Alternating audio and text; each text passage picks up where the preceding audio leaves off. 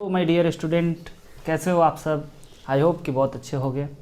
तो आज के वीडियो में बच्चों हम लोग पढ़ने वाले हैं ग्रेटेस्ट इंटीजर फंक्शन के बारे में। जैसा कि आपको स्क्रीन पे दिख रहा है, ग्रेटेस्ट इंटीजर फंक्शन को हम लोग समझेंगे बच्चों बेसिक लेवल से लेकर के हायर लेवल तक समझेंगे कि ग्रेटेस्ट इंटीजर फंक्शन होता क्या है। और बच्चों बड़ा इंपॉर्टेंट चीज़ है, पूरे कैलकुलस में या हर जगह आपको घूमता फिरता दिखाई देगा। कभी लॉग के बगल में लग जाएगा, कभी लिमिट लग जाएगा बच्चों, कभी इसका डेफिनेट इंटीग्रेशन निकालना हो जाएगा। तो बड़ा ही काम का बेसिक सा फंडा है, एक टूल है जिसको आपको आना चाहिए ग्रेटेस्ट इंटीजर फंक्शन के बारे में। तो आज की वीडियो में हम लोग बच्चों यही पढ़ने वाले हैं, ग्रेटेस्ट इंटीजर फंक्शन को समझने वाले हैं कि ये हमारा ग्रेटेस्ट इंटीजर फंक्शन होता क्या है। तो चलिए शुरू करते हैं, देखते हैं कि ये क्या है ग्रेटेस्ट इंटीजर फंक्शन। तो बच्चों फंक्शन को समझने से पहले आपको ये ग्रेटेस्ट इंटीजर का मतलब समझ में आना चाहिए क्या होता है। तो आइए पहले हम आपको शॉर्ट में बता दें कि कभी भी y is equal to greatest integer of x दिया हुआ है ना, तो इसी को बच्चों हम लोग कहते हैं ग्रेटेस्ट इंटीजर फंक्शन। राइट है, y इज इक्वल टू अगर इस प्रकार का ब्रैकेट का यूज किया हुआ है, या बच्चों दो प्रकार का ब्रैकेट का यूज किया जाता है, इस प्रकार से भी अगर ब्रैकेट का यूज किया हुआ है तो इसको हम लोग ग्रेटेस्ट इंटीजर फंक्शन कहते हैं। अब ग्रेटेस्ट इंटीजर फंक्शन को हम लोग समझने से पहले ग्रेटेस्ट इंटीजर को समझना होगा कि ये एग्जैक्टली होता क्या है। तो आप में से अगर हम आपको बताएं कि कभी भी अगर आपको ग्रेटेस्ट इंटीजर ऑफ 2.3 दिया हुआ है, यानी कि किसी भी नंबर का, चाहे वो इंटीजर हो या नॉन इंटीजर हो, उसका आपको ग्रेटेस्ट इंटीजर पूछा जा रहा है, तो समझिएगा कि 2.3 का ग्रेटेस्ट इंटीजर क्या होगा। राइट है, तो आपको जिस भी नंबर का ग्रेटेस्ट इंटीजर निकालना है तो आपको नंबर लाइन एक ड्रॉ कर लेना चाहिए। यहाँ पे मान के चलते 2 होगा, यहाँ पे 3 होगा, और 2.3 यहाँ पे कहीं पे होगा, जस्ट मान के चल रहे हैं ये 2.3 है। तो अगर आपको किसी भी नंबर का ग्रेटेस्ट इंटीजर चाहिए तो आप ना उस नंबर से, जिस नंबर का आपको ग्रेटेस्ट इंटीजर चाहिए, उस नंबर से आप लेफ्ट की ओर अगर आप जाओगे और जो पहला इंटीजर आ गया वही हो जाता है बच्चों उसका ग्रेटेस्ट इंटीजर। कहने का मतलब कि ग्रेटेस्ट इंटीजर ऑफ 2.3 इक्वल होगा 2 के। राइट है, आई होप कि आपको ये बात समझ में आ रहा होगा। और अगर हम आपसे पूछ दें कि 2.7 का ग्रेटेस्ट इंटीजर क्या होगा, तो आप कह सकते हो ओके सर 2 है। फिर से 2.7 यहाँ पे कहीं पे होगा, 2.7 से लेफ्ट की ओर बढ़ने पे आपको ग्रेटेस्ट इंटीजर मिलता है, और राइट की ओर बढ़ने से आपको लीस्ट इंटीजर मिलता है। तो ग्रेटेस्ट इंटीजर को समझना है भाई, तो हमें जो भी नंबर दे, जिसका भी ग्रेटेस्ट इंटीजर पूछा जाए, उससे लेफ्ट की ओर बढ़ना है। उस नंबर से लेफ्ट की ओर बढ़ने पे जो पहला इंटीजर आ जाए सबसे पहले, वो उसका आंसर हो गया। तो आप ये भी समझ सकते हो कि ओके अगर 0.1 का आपसे अगर हम ग्रेटेस्ट इंटीजर पूछें तो यह बच्चों 0 होगा, क्योंकि 0.1 से लेफ्ट की ओर आप बढ़ोगे तो आपको 0 मिलेगा। अगर हम आपसे ये भी पूछ दें कि भाई -2.1 का ग्रेटेस्ट इंटीजर क्या होगा, समझिएगा -2.1 का ग्रेटेस्ट इंटीजर हम आपसे पूछ रहे हैं, तो इसमें भी आप -2.1 से लेफ्ट की ओर जाओगे तो आपको बच्चों -2 नहीं -3 मिलेगा। इंपॉर्टेंट बात, तो इसका आंसर जो हो गया greatest integer of -1/2 is equal to 3 हो गया। तो आई होप कि आपको ये ग्रेटेस्ट इंटीजर का फंडा समझ में आ गया होगा। अच्छा, एक और क्वेश्चन बच्चों अगर हम आपसे पूछ लें कि पाई का ग्रेटेस्ट इंटीजर क्या होगा, तो पाई का तो वैल्यू आप समझ रहे हो कि 3.14 समथिंग होता है। तो 3.14 समथिंग से अगर आप लेफ्ट की ओर बढ़ोगे तो आपको पहला इंटीजर मिलेगा 3। तो आप ये समझ सकते हो कि ओके ग्रेटेस्ट इंटीजर ऑफ ई जो होता है वह 3 के बराबर है। और अगर बच्चों हम आपसे पूछ लिए ग्रेटेस्ट इंटीजर ऑफ ई, जो कि आप जानते हो ई का वैल्यू 2 पॉइंट समथिंग होता है, तो उसका ग्रेटेस्ट इंटीजर 2 हो जाएगा। तो आई होप कि आपको इस ग्रेटेस्ट इंटीजर वर्ड का मतलब समझ में आया। और अगर आपको ग्रेटेस्ट इंटीजर वर्ड का मतलब समझ में आएगा तभी हम आपको ग्रेटेस्ट इंटीजर फंक्शन के बारे में बता सकते हैं। तो इतनी चीज़ों से आपको ये चीज़ समझ में आ गया कि क्या होता है भाई आपका ग्रेटेस्ट इंटीजर। तो आइए अब समझते हैं ग्रेटेस्ट इंटीजर फंक्शन। यही हम नंबर लाइन दिए हैं, और अगर 2 और 3 के बीच में बच्चों, वही हम अब आपको बता रहे थे कि अगर 2 और 3 के बीच का कोई भी नंबर रहे तो उसका ग्रेटेस्ट इंटीजर आपको 2 पे आएगा। जैसे कि 2.1 का भी ग्रेटेस्ट इंटीजर 2 के बराबर हो गया, 2.9 का भी ग्रेटेस्ट इंटीजर 2 के बराबर हो गया, 2.7 का भी ग्रेटेस्ट इंटीजर 2 के बराबर हो गया। तो आई होप कि ये ग्रेटेस्ट इंटीजर समझ में आया। और आपको अगर ग्रेटेस्ट इंटीजर समझ में अब आ गया तो आपको समझना चाहिए ग्रेटेस्ट इंटीजर फंक्शन क्या होता है। राइट है, तो बढ़ते हैं। तो सबसे पहले हम आपको बता दें कि ये इस प्रकार का ब्रैकेट ऑफ एक्स को हम लोग पढ़ेंगे, है ना, greatest integer of x. Greatest integer of x होता क्या है, तो कह रहा है कि greatest integer of x indicate the integral part of x which is nearest and smaller integer to x. कहने का मतलब कि अगर y इज इक्वल टू कोई ग्रेटेस्ट इंटीजर ऑफ x दिया हुआ है तो इसके नियरेस्ट और स्मॉलर, ध्यान देने वाली बात है बच्चों, दो वर्ड है, नियरेस्ट मतलब नजदीक का इंटीजर के साथ साथ स्मॉलर होना चाहिए, राइट है। जैसा कि अभी हम आपको बता रहे हैं उस समय से 2.9 का ग्रेटेस्ट इंटीजर 2, एग्जैक्टली 2.9 का नियरेस्ट और स्मॉलर दोनों एक साथ। नियरेस्ट तो आप कहोगे 2.9 का 3 होता है, बट नहीं, स्मॉलर चाहिए अपने को, तो इसका ग्रेटेस्ट इंटीजर 2 हो गया। तो अब ग्रेटेस्ट इंटीजर फंक्शन बच्चों यही है आपका F X is equal to greatest integer of X. F X is equal to या Y is equal to F X, आप जानते हो, is equal to greatest integer of X. तो दिस इज द बच्चों ग्रेटेस्ट इंटीजर फंक्शन, राइट है। अब आपको पता होगा कि जैसे ही कोई फंक्शन हम लोग समझते हैं तो उस फंक्शन के हमें ग्राफ, डोमेन और रेंज को समझना चाहिए उसी समय। तो बच्चों आपको इतना पता चल गया कि आप x के जगह पे ऑल रियल नंबर रख सकते हो, कोई दिक्कत नहीं है। x belongs to all real number, x belongs to all real number, और इसी को तो हम लोग डोमेन कहते हैं अगर आप x के बारे में बात करो, सिंपल है। और अगर रेंज की बात करें, रेंज यानी कि y जो होगा वह, अगर आप सोचोगे x के जगह पे आप कुछ भी रख लो, x के जगह पे आप कुछ भी रख लो तो y आपको हमेशा एक इंटीजर ही मिलेगा। जैसे कि x के जगह पे आप 2.3 रखोगे तो ये 2 और यही तो y के बराबर है। अगर आप x के जगह पे 2 एक इंटीजर रख दिए तो अभी हम आपको ये नहीं बताएं कि 2 का इंटीजर क्या होगा, तो 2 का ग्रेटेस्ट इंटीजर 2 ही होगा, 3 का ग्रेटेस्ट इंटीजर 3 ही होगा। अगर कोई अंदर में इंटीजर आ गया ग्रेटेस्ट इंटीजर वाले डब्बे में तो उसका ग्रेटेस्ट इंटीजर वही होता है, राइट है। तो ग्रेटेस्ट इंटीजर ऑफ x अगर फंक्शन है तो इसका डोमेन बच्चों ऑल रियल नंबर, और रेंज जो होगा वो हमेशा एक इंटीजर होगा, रेंज जो होगा वो हमेशा एक इंटीजर होगा। और जैसे इस फंक्शन को समझे हैं बच्चों तो इस फंक्शन के हमें ग्राफ को समझना चाहिए। तो ग्राफ के लिए आपको तो पता है ना, सबसे सिंपल और सबसे बेसिक बात, तो हम लोगों को इसके ग्राफ को बनाने के लिए टेबल बनाना चाहिए। जैसा कि आपको पता है टेबल बनाना चाहिए, यानी कि बच्चों x और y यानी कि ग्रेटेस्ट इंटीजर ऑफ x। तो आप ये सोचो कि x के जगह पे हम लोग अगर 0 रखते हैं तो उसका ग्रेटेस्ट इंटीजर 0 आ गया, यानी कि y 0 आ गया।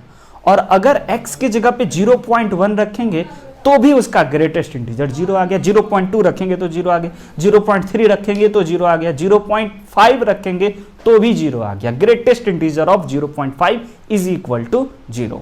ग्रेटेस्ट इंटीजर ऑफ 0.9 रखेंगे, है ना, तो वो भी बच्चों 0 आ गया। यानी कि हम ये कह सकते हैं कि अगर हमारा x 1 से छोटा और 0 से बड़ा है तो यह जो चीज होगा ना, ग्रेटेस्ट इंटीजर ऑफ x, वह 0 के बराबर होगा।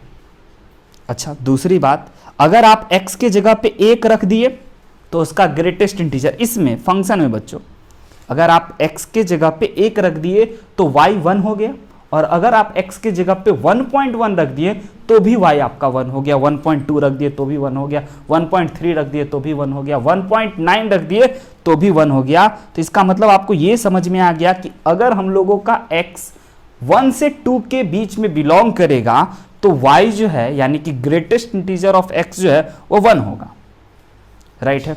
अब चलते हैं दूसरे टेबल को, और थोड़ा बढ़ा रहे हैं बच्चों, है ना। तो आप यहां से अब आप जनरलाइज भी कर सकते हो, टर्म भी समझ सकते हो कि ओके अगर x जो है वो 2 और 3 के बीच में, जिसमें 2 इंक्लूड है और 3 नॉट इंक्लूड है, जैसा कि आपको लिखा हुआ दिखाई दे रहा है, तो ये जो हो गया वो 2 के बराबर हो गया। तो आपको सिंपल फंडा है, इतना समझ में आ गया है कि अब हम लोगों को ग्राफ बनाने के लिए काफी हो चुका है। तो क्यों ना बच्चों हम लोग x एक्सिस और y एक्सिस ड्रॉ कर लेते हैं। x एक्सिस और y एक्सिस ड्रॉ करने के बाद अब आपको देखना है कि हमारा यहाँ पे 1 हो गया, ये 2 हो गया, ये 3 हो गया, ये 4 हो गया, और y एक्सिस में ये 1 हो गया, ये 2 हो गया, ये 3 हो गया। इस प्रकार से हम y एक्सिस में अब आपको देखना है कि अगर आपका x 0 से 1 के बीच में है, x 0 से 1 के बीच में है तब आपका y जो है वो 0 है। तो y 0 तो बच्चों यही होता है, व्हाइट वाला आप देख सकते हो। बट यहां पे बच्चों हमने 0 को इंक्लूड किया है और 1 को इंक्लूड नहीं किया। तो इस प्रकार से हम लोग इस लाइन को लिख रहे हैं। जिसको इंक्लूड कर रहे हैं वहां पे बच्चों हम लोग डार्क बॉल डाल रहे हैं, और जिसको इंक्लूड नहीं कर रहे हैं वहां पे हम लोग हॉलो बॉल डाल रहे हैं, खाली। राइट है।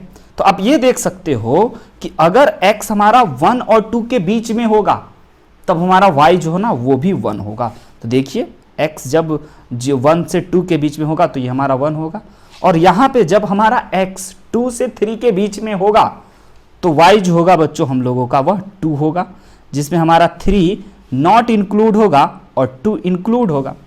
इसी प्रकार से बच्चों ये फंक्शन का ग्राफ इस प्रकार से बढ़ता चला जाएगा, आप एक पैटर्न में देख रहे हो। और यहाँ भी जब हम लोगों का, ये भी हम आपको बता दें कि जब हम लोगों का x 0 से लेकर के बच्चों 0 से लेकर के -1 के बीच में रहेगा तो ये हम लोगों का -1 देगा। निगेटिव वाला भी पार्ट एक देख लेते हैं, डिस्कस कर लेते हैं। तो देखिए, और फिर इस प्रकार से -2 देगा जब यह अपन -1 से -2 के बीच में होगा। तो आप समझ सकते हो कि ये जो ग्राफ है बच्चों, ये गजब का भयंकर डिसकंटिन्यूअस ग्राफ है। ग्राफ देखने से ही लग रहा है हर जगह टूटा हुआ है ये फंक्शन का ग्राफ। इसी को हम लोग डिसकंटिन्यूअस फंक्शन भी कहते हैं, और भी आगे आपको बढ़ाएंगे डिसकंटिन्यूटी डिफरेंशियलिटी में, इसके बारे में डिटेल। तो ये हो गया बच्चों हम लोगों का ग्रेटेस्ट इंटीजर ऑफ x का ग्राफ। तो ये तो हमने पेन से बनाया है। आइए ग्राफर के यूज से भी जो एक ग्राफ बना हुआ है, तो ये जो आपको पिंक कलर का दिख रहा है बच्चों लाइन, यही है आपका y is equal to greatest integer of x का ग्राफ, जिसमें आपको साफ साफ शब्दों में दिखाई दे रहा होगा बच्चों कि इसका जो डोमेन है ना वो x belongs to all real number. कोई भी नंबर रख दो, कोई दिक्कत नहीं। और इसका जो रेंज होगा, रेंज जैसा कि हम आपको अभी अभी बता चुके हैं, y बिलोंग्स टू, वह आपका एक इंटीजर होने वाला है। y इज इक्वल टू बच्चों ऑलवेज एन इंटीजर। यहां तक आपको समझ में आ गया। अब बच्चों आप जैसे इस फंक्शन को समझ गए, इस फंक्शन को, ग्राफ को समझे, इस फंक्शन के डोमेन रेंज को समझे, तब आपको इससे रिलेटेड ना कुछ इक्वेशन आएगा, इनइक्वलिटी आएगा, लिमिट में आ जाएगा, लॉग में आ जाएगा, इंटीग्रेशन में आ जाएगा। तो बेसिक फंडा यही है। पहली बात तो ग्रेटेस्ट इंटीजर क्या होता है आपको ये याद रखना है। दूसरी बात ग्रेटेस्ट इंटीजर फंक्शन क्या होता है आपको ये याद रखना है। उस फंक्शन का डोमेन, रेंज और ग्राफ आपको याद रखना है।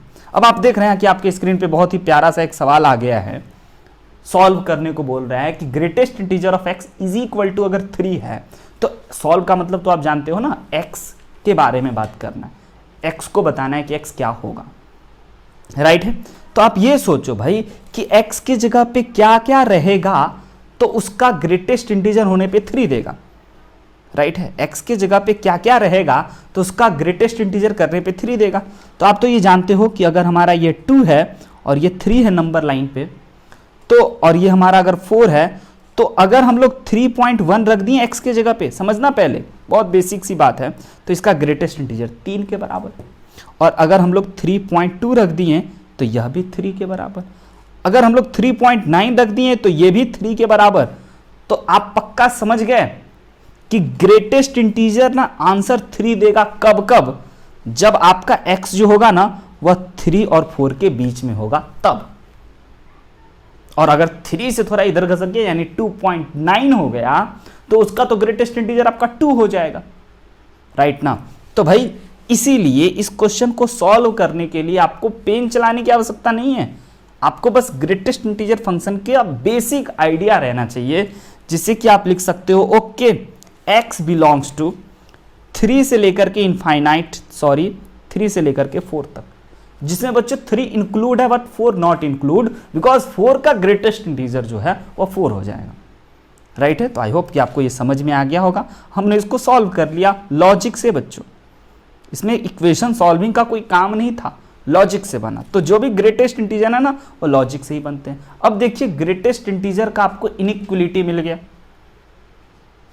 ग्रेटेस्ट इंटीजर का अगर आपको इनइक्वलिटी मिल गया है बच्चों, तो आप क्या सोचोगे कि भाई ऐसा greatest integer greater than and equal to 4, यानी कि ग्रेटेस्ट इंटीजर का x जो है वो 4 से बड़ा है।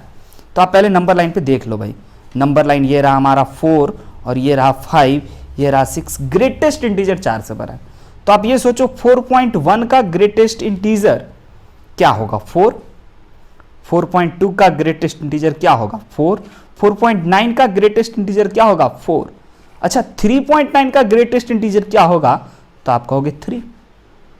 बट ये कह रहा है कि greatest integer of x is greater than and equal to 4। तो आप समझ गए कि ओके 4 से बड़ा कोई भी नंबर इसमें रख दो ना तो इस इनइक्वलिटी को ये सेटिस्फाई कर देगा। तो सिंपल बात बच्चों, इसका जो आंसर हो गया वह x बिलोंग्स टू 4 से लेकर के, जिसमें 4 इंक्लूड है, 4 से लेकर के इनफाइनाइट तक, ये आपका आंसर हो गया। तो ये आप ग्रेटेस्ट इंटीजर से रिलेटेड इनइक्वलिटी भी सॉल्व कर लिए। आइए देखते हैं अगला, सेम क्वेश्चन है ये बच्चों, ध्यान से देखिए। यहां पे greatest integer of x only greater than 4 है, और जब ग्रेटर देन 4 आया तो आपको फिर से नंबर लाइन हम दिखाना चाहेंगे, 4 5 6 7 ग्रेटेस्ट इंटीजर और x ग्रेटर देन 4 है, राइट है। तो आपको अब ये सोचना है कि ग्रेटेस्ट इंटीजर 4 से बड़ा होगा। तो अगर आप x की जगह पे 4.1 रख दिए जो कि 4 है लेकिन 4 से बड़ा नहीं है, समझना है भाई।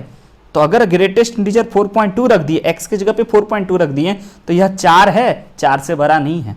तो 4 से बड़ा होने के लिए 5.1 रखना होगा x की जगह पे, समझ रहे हैं ना, जो 5 के बराबर हो गया। अब यह 4 से बड़ा है।